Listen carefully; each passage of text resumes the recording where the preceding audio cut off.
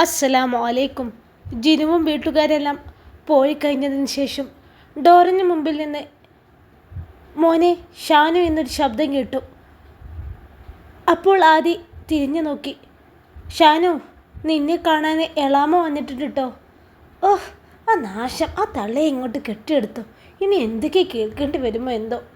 നീ എവിടേക്ക് ആദ്യം പോകുന്നത്? ഇവിടെ നിൽക്ക്. അത് വേണോ? ആ വേണം, നീ എൻ്റെ കൂടെ വേണം. മോനെ, നിങ്ങൾ സംസാരിക്കട്ടോ, ഞാൻ പോയി ചായ എടുക്കട്ടെ. എങ്ങനെയുണ്ട് മോനെ ഇപ്പോൾ? നല്ല സുഖമുണ്ട്. ഒരു 6 മാസത്തോളം ഇങ്ങനെ കിടക്കാലോ. 6 മാസം കിടന്നാൽ മതിയോ?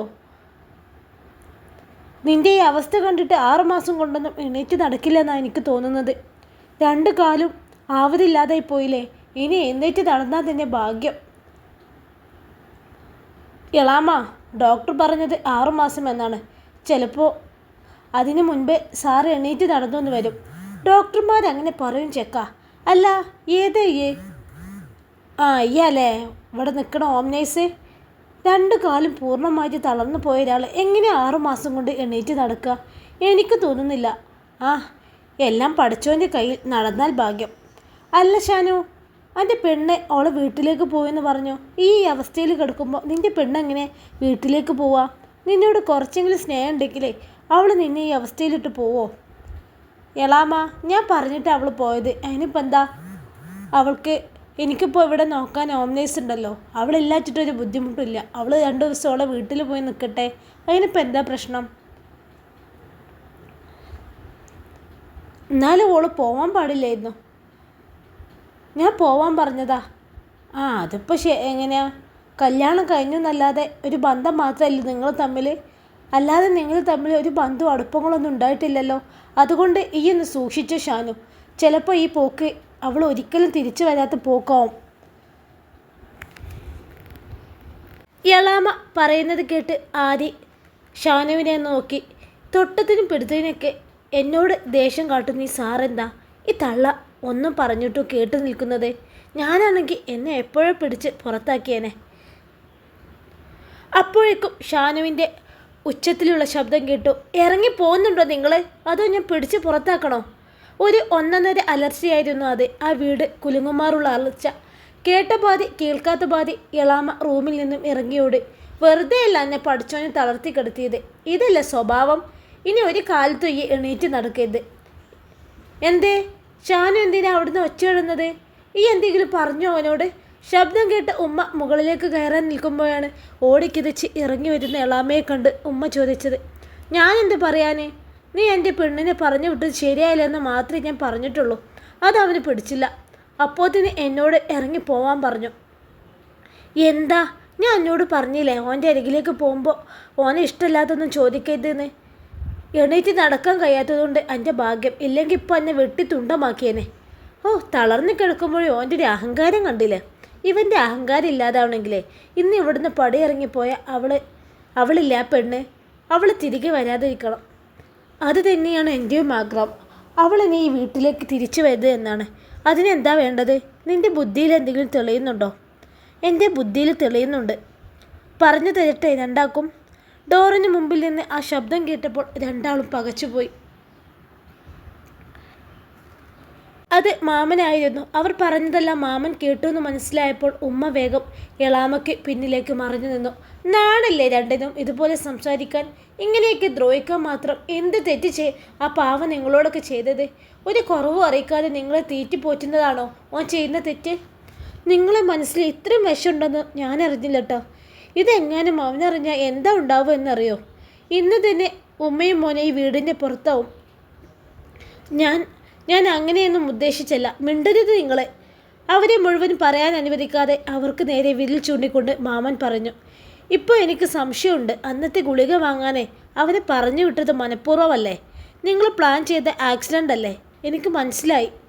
അല്ല, നിങ്ങൾ എന്തൊക്കെയാ പറയുന്നത്? അതൊന്നല്ല. ഇല്ലാത്ത കണ്ണുനീർ ഒഴുക്കിക്കൊണ്ടവർ കരയാൻ തുടങ്ങി. ഞാൻ പറഞ്ഞതിൽ തെറ്റുണ്ടോ? അവൻ്റെ പെണ്ണ് ഇവിടേക്ക് വരരുത് എന്ന് നിങ്ങൾ ആഗ്രഹിക്കുന്നുണ്ടെങ്കിൽ അവൻ്റെ മരണവും നിങ്ങൾ ആഗ്രഹിച്ചു കാണും. അതൊന്നുമില്ല. 2 വയസ്സ് മുതൽ കിട്ടിയതാണ് എനിക്ക് അവനെ.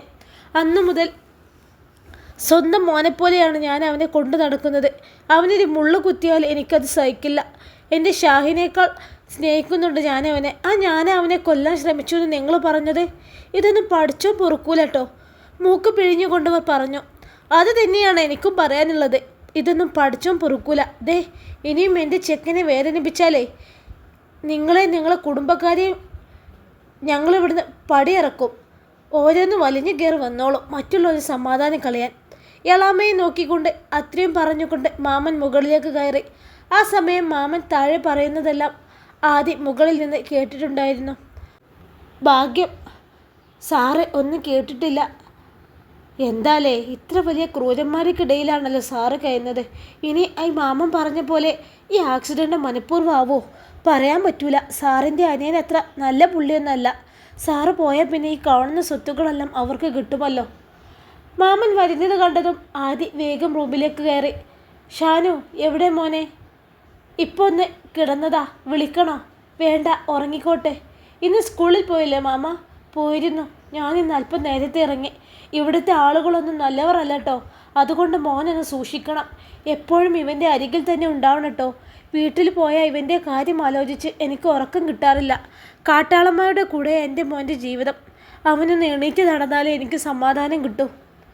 മാമ ടെൻഷൻ ആവണ്ട. 6 മാസം അല്ലേ ഡോക്ടർ പറഞ്ഞത്? ചിലപ്പോൾ അതിനു മുമ്പ് തന്നെ ഷാനു എണീറ്റ് നടക്കും. ഇടയ്ക്ക് ചോദിക്കണം കേട്ടോ. അവൻ്റെ കാൽവിരലും കൈവിരലൊക്കെ ഒന്ന് അനക്കി കൊടുക്കണം കേട്ടോ. ഞാൻ ചെയ്യാറുണ്ട്, ചോദിക്കാറുണ്ട്. എന്നിട്ട് എന്താ പറയാറ്? ഇല്ല എന്ന് പറഞ്ഞ് കാല് അനക്കുമ്പോൾ നല്ല വേദനയുണ്ടെന്ന് പറയാറുണ്ട്. അപ്പോൾ സാറിൻ്റെ കണ്ണ് നിറയുന്നത് ഞാൻ കാണാം. പാവൻ്റെ കുട്ടി ഒരു സ്ഥലത്ത് അടങ്ങിയിരിക്കാത്ത ആളാ. ഇപ്പോൾ ഈ കിടപ്പ് കാണുമ്പോൾ നെഞ്ച് പൊട്ടാണ്. ജിനു വീട്ടിൽ പോയില്ലേ? അവളെ പറഞ്ഞു വിടണ്ടായിരുന്നു. ജിനുവിന് പോകാൻ ഒട്ടും താല്പര്യമില്ല. ഷാനുവിൻ്റെ നിർബന്ധത്തിന് വാങ്ങി പോയതാണ് മാമ. ഈ സമയത്ത് അവളെ കൂടെ വേണം.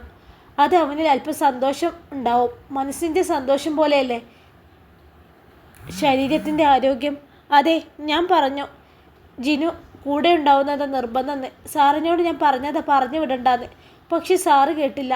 ഞാനായിട്ട് എന്തിനാ അവൾ സന്തോഷങ്ങളില്ലാതാക്കുന്നതാണെന്നാണ് സാറ് ചോദിച്ചത്. മോനെ അങ്ങനെയാ മോനെ. അവൻ സ്നേഹിക്കുന്നവർ വേദനിക്കുന്നത് അവർക്ക് ഒട്ടും ഇഷ്ടമില്ലാത്ത കാര്യമാണ് അവനിക്ക്. ദേ അവൻ ഉണർന്നെന്ന് തോന്നുന്നു. ഞാനൊന്ന് മയങ്ങിപ്പോയി. മാമ എപ്പോൾ വന്നോ?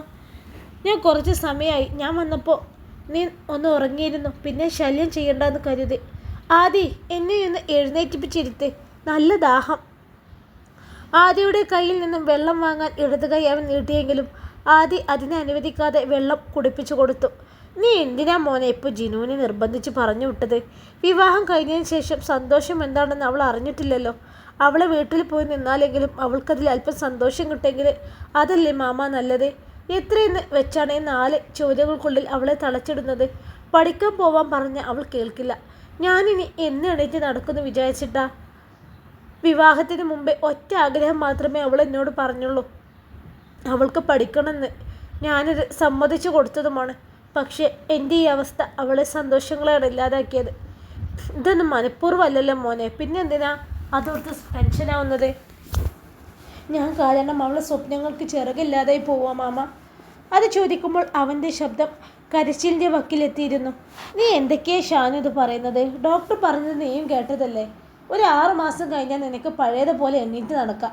പിന്നെ അവൾക്ക് പഠിക്കാൻ പോവാലോ. അവിടെ എങ്ങനെയാ അവളെ സ്വപ്നങ്ങൾക്ക് ചിറകില്ലാതായി പോവാ? നീ ഇങ്ങനെ കിടന്ന് ആവശ്യമില്ലാത്തതും ചിന്തിച്ച് കൂട്ടരുത് കേട്ടോ. മനസ്സ് തളർന്നാലേ അത് ശരീരത്തിനെയും ബാധിക്കും. നമുക്ക് വേഗം എണീറ്റ് നടക്കണ്ടേ? അതിന് വേണ്ടത് നെഗറ്റീവ് ചിന്തകളല്ല, പോസിറ്റീവ് ചിന്തകളാണ്. ഞാൻ ശ്രമിക്കാനിട്ടല്ല മാമ. പറ്റുന്നില്ല. പറ്റും, നിനക്കത് പറ്റും ഷാനു.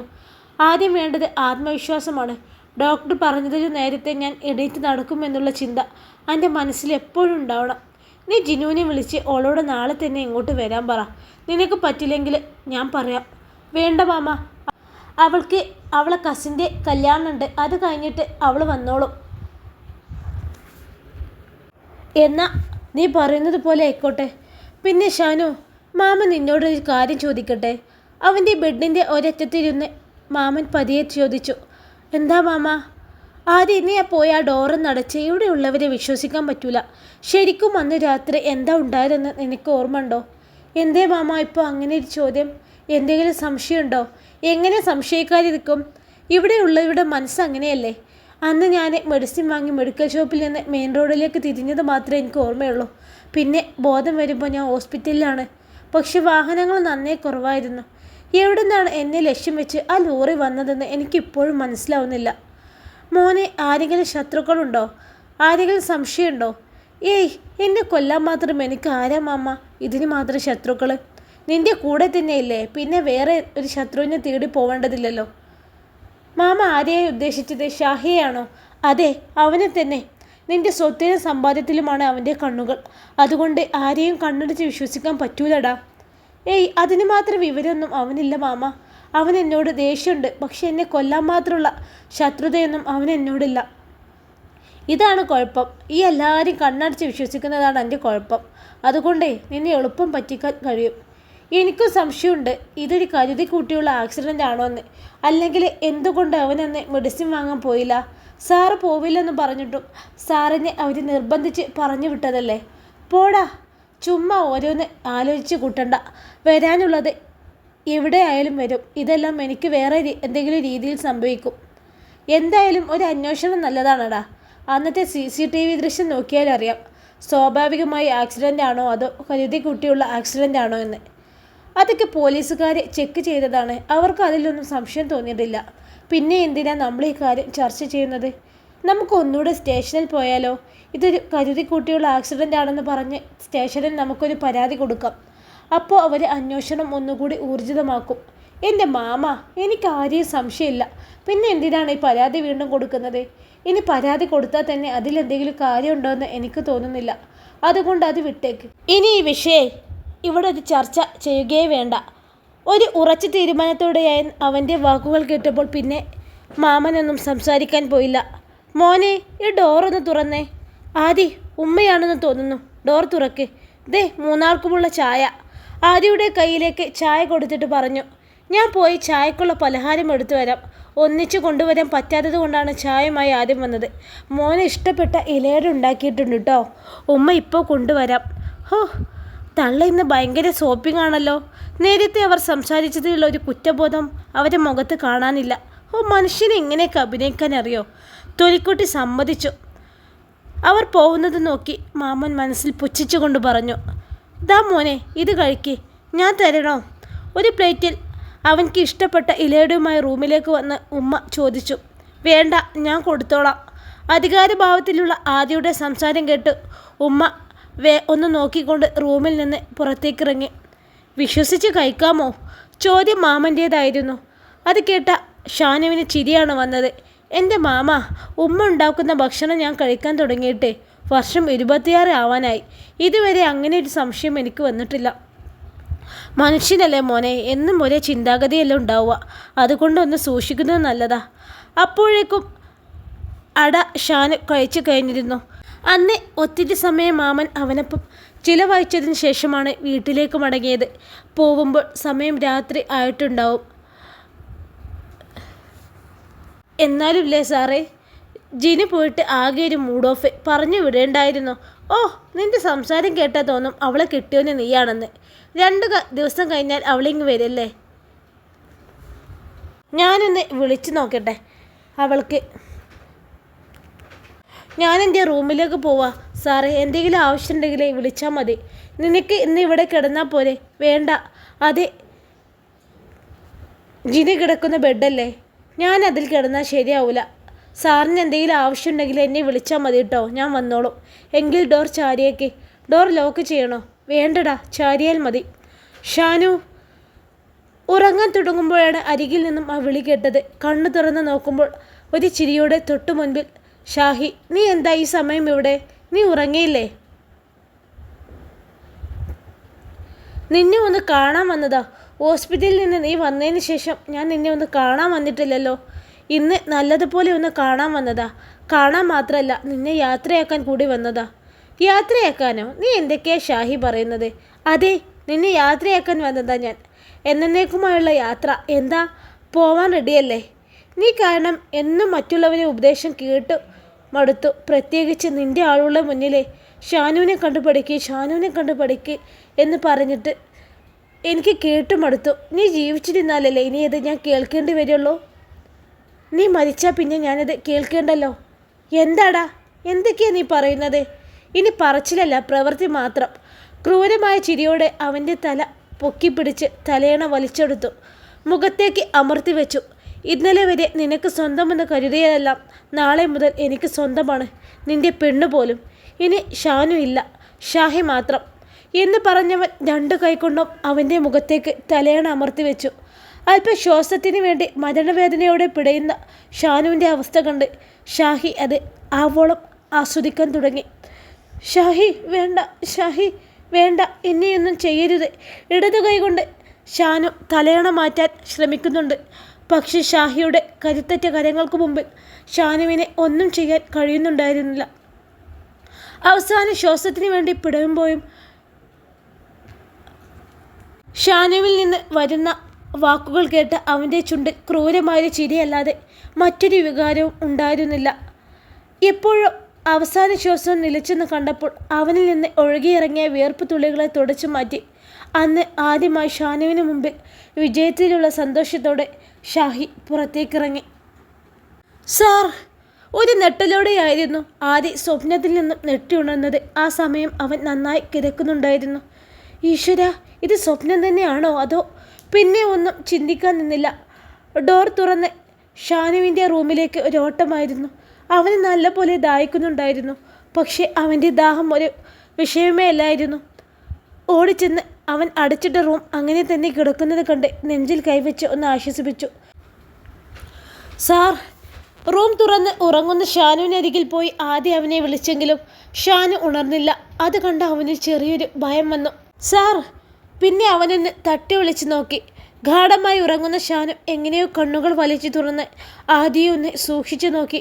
എന്താടാ, നീ ഇതുവരെ ഉറങ്ങാൻ പോയില്ലേ? ഞാൻ ഉറങ്ങിയതാണ്. പിന്നെ നീ എങ്ങനെ ഇവിടെ എത്തി? അത് ഞാൻ സാറിന് എന്തെങ്കിലും ആവശ്യമുണ്ടെങ്കിലോ എന്ന് കരുതി വന്നതാ. എനിക്ക് എന്തെങ്കിലും ആവശ്യമുണ്ടെങ്കിൽ നിന്നെ ഞാൻ വിളിക്കൂലേ? സാറ് വിളിച്ചിട്ട് ഞാൻ ചിലപ്പോൾ അറിഞ്ഞില്ലെങ്കിലോ? അതാണ് വന്നത്. അതൊന്നുമല്ല. നീ എന്താ ഇങ്ങനെ ഭയക്കുന്നത്? നിന്റെ മുഖം എന്തോ മാറിയിട്ടുണ്ടല്ലോ. എന്ത് ഭയം? എനിക്ക് ഭയമൊന്നുമില്ല. എങ്കിൽ പോയി കിടക്കാൻ നോക്ക്. എനിക്ക് നല്ല ഉറക്കം വരുന്നുണ്ട്. ഞാൻ ഇവിടെ കിടന്നോട്ടെ സാറേ? ഞാൻ നിന്നോട് മലയാളത്തിലല്ലേ ഇവിടെ കിടക്കാൻ പറഞ്ഞത്, അല്ലാതെ ഭാഷ മാറിയിട്ടൊന്നുമില്ലല്ലോ. അപ്പോൾ നീയല്ലേ പറഞ്ഞത് ഇത് ജിനു കിടക്കുന്ന ബെഡ, ഇവിടെ ഞാൻ കിടന്നാൽ ശരിയാവില്ലാന്ന്? അതെ, ഞാനിവിടെ തറയിൽ കിടന്നോളട്ടോ. നിനക്ക് എന്താ പറ്റിയത് ആദി? നല്ലതുപോലെ ഉറങ്ങുന്ന എന്നെ ശല്യം ചെയ്ത് വിളിച്ചതും പോരാ, ഇപ്പോൾ തറയിൽ കിടക്കണം പോലും. നിന്റെ മുഖത്തെന്താ ഒരു പേടി? ഈ എന്തെങ്കിലും ദുസ്വപ്നം കണ്ടോ? ഏയ് ഇല്ല, ഞാൻ ഒന്നും കണ്ടിട്ടില്ല. എങ്കിലും കിടക്കാൻ നോക്ക്, സമയം 1 മണി ആവാറായി. ഈശ്വര, ഞാൻ എന്താ ഇങ്ങനെ സ്വപ്നം കണ്ടത്? ഇനി മാമൻ പറഞ്ഞതുപോലെ ഇത് കരുതി കൂട്ടിയുള്ളൊരു ആക്സിഡൻ്റ് ആവോ? അങ്ങനെയാണെങ്കിൽ ഞാൻ കണ്ട സ്വപ്നം ചിലപ്പോൾ അവൻ്റെ മനസ്സിലെ ഫസ്റ്റ് പ്ലാനിങ് മിസ്സായപ്പോൾ ഞാൻ സ്വപ്നം കണ്ടതുപോലെ എന്തെങ്കിലും പ്ലാനിങ് തയ്യാറാക്കുന്നുണ്ടാവോ? ആ സ്വപ്നം എൻ്റെ മനസ്സിൽ നിന്ന് മാഞ്ഞു പോകുന്നില്ലല്ലോ. അതും ആലോചിച്ച് ആദി ഒരു വിരിയെടുത്ത് നിലത്ത് കിടന്നു. സാർ! എന്താടാ? സാറിന് ഈ സ്വപ്നത്തിൽ വിശ്വാസമുണ്ടോ? ഓ, നട്ടപ്പാതിരക്ക് ചോദിക്കാൻ പറ്റിയ ചോദ്യം. സാർ, ഞാൻ പറഞ്ഞതിന് ആൻസർ പറ. എനിക്ക് എന്നെ തന്നെ വിശ്വാസമില്ല, അപ്പോഴാണ് സ്വപ്നത്തിൽ വിശ്വസിക്കുന്നത്. പുലർച്ചെ കാണുമെന്ന സ്വപ്നങ്ങൾ ഫലിക്കല്ലേ പറയാറ്, അല്ലാതെ കാണുന്ന സ്വപ്നങ്ങളൊന്നും ഫലിക്കില്ലല്ലോ. എൻ്റെ പൊന്നാദി, ഇതേക്കുറിച്ചുള്ള കാര്യങ്ങളൊന്നും എനിക്കറിയില്ല. ഈ ഇപ്പം മിണ്ടാതെ കിടന്നുറങ്ങാൻ നോക്ക്. മനുഷ്യൻ്റെ ഉറക്കം കളയാൻ വേണ്ടി അവൻ്റെ ഒരു ചോദ്യങ്ങൾ. ഇതിനാണോ നിന്നെ അവിടുന്ന് ഇവിടേക്ക് കെട്ടിയെടുത്തത്? ഒരു സംശയം ചോദിച്ചതല്ലേ, അതിനെങ്ങനെ ദേഷ്യമാവണോ? വേണ്ടടാ, എൻ്റെ ഉറക്കം കളഞ്ഞ് നിന്നെ ഞാൻ കെട്ടിപ്പിടിച്ചുമ്മാക്കാം. ഓ, ഞാനൊന്നും പറയുന്നില്ലേ? അതും പറഞ്ഞ് ആദി തിരിഞ്ഞു നടന്നു. ഷാഹി, നീ ഇതുവരെ എണീറ്റില്ലേ?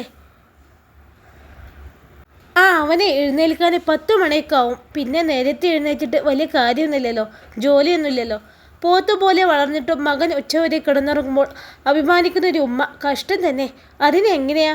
എല്ലാം സാറിൻ്റെ ചിലവല്ലേ, പിന്നെ എന്തിനാ അവന് ജോലി? ഇവനെയൊക്കെ തീറ്റിപ്പോറ്റുന്ന സാറിനെ പറഞ്ഞാൽ മതി. അവനെന്താ ജോലിയൊന്നുമില്ലേ? അന്വേഷിക്കുന്നില്ലേ? കുറേ അന്വേഷിച്ചതാ, അവന് പറ്റിയൊരു ജോലി കിട്ടണ്ടേ?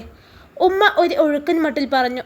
വിവാഹാലോചന വരുമ്പോൾ ആദ്യം അന്വേഷിക്കുന്നത് ചെക്കൻ്റെ ജോലിയെക്കുറിച്ചാണ്. അതൊക്കെ ഞാൻ അവനോട് പറഞ്ഞു കൊടുത്തതാ മോനെ. എന്താ ചെയ്യുക, അവന് ബോധം വേണ്ടേ? സംസാരിച്ച് നിൽക്കാതെ നീ അവന് കഴിക്കാൻ കൊടുക്ക്, അല്ലെങ്കിൽ അവൻ്റെ വായിലിരിക്കുന്നത് മുഴുവൻ നീ കേൾക്കേണ്ടി വരും കേട്ടോ.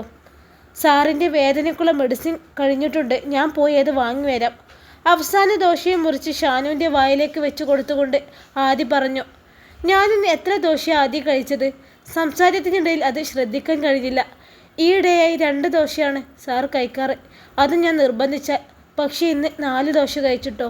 ഞാൻ നിന്നോട് പറഞ്ഞില്ലേ, ഇന്ന് എന്തോ അറിയില്ല, നല്ല വിശപ്പ്. ഒത്തിരി മരുന്നുകൾ കഴിക്കുന്നതല്ലേ, അതുകൊണ്ടാവും.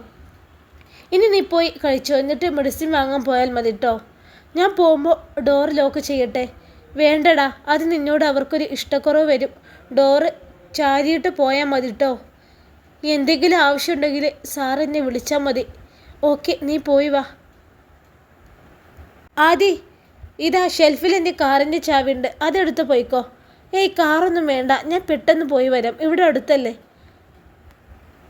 എൻ്റെ ബൈക്ക് വർക്ക് ഷോപ്പിലാണ്, അല്ലെങ്കിൽ നിനക്ക് ബൈക്കുമായി പോയാൽ മതിയായിരുന്നു. അതൊന്നും കുഴപ്പമില്ല, ഇവിടെ അടുത്തല്ലേ, ഞാൻ നടന്നു പോയിട്ട് വേഗം വരാം. ആ, എന്നായിക്കോട്ടെ, നീ വേഗം പോയി വാ. ഷാനു. ആദ്യം പോയി 10 മിനിറ്റ് കഴിഞ്ഞതേ ഉള്ളൂ. അപ്പോഴേക്കും കേട്ടു പാതി ചാരിയിട്ട റൂം തുറന്ന് ഷാനു എന്ന് വിളിച്ച് ഷാഹി റൂമിലേക്ക് കയറി വരുന്നത്. ഇൻഷാ അല്ലാ ഈ കഥയുടെ ബാക്കി ഭാഗവുമായി നാളെ കാണാം. അസ്സലാമു അലൈക്കും.